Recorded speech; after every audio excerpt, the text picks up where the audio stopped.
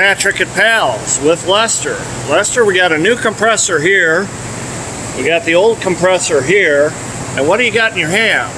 This is AC oil, dye, and oil. You have to have the proper amount in the compressor in order to lubricate the compressor. This has a fluorescent dye in it, so that way we can, if we have a leak later down the road, we'll be able to see where the leak is coming from with a black light. So when we put on a new compressor and you recharge the AC system, you not only put refrigerant in it, you put an oil in it as well. Correct, because the moving parts inside the compressor need to be lubricated. So you got to have the proper amount of oil in the compressor in order to keep it lubricated so it doesn't fail.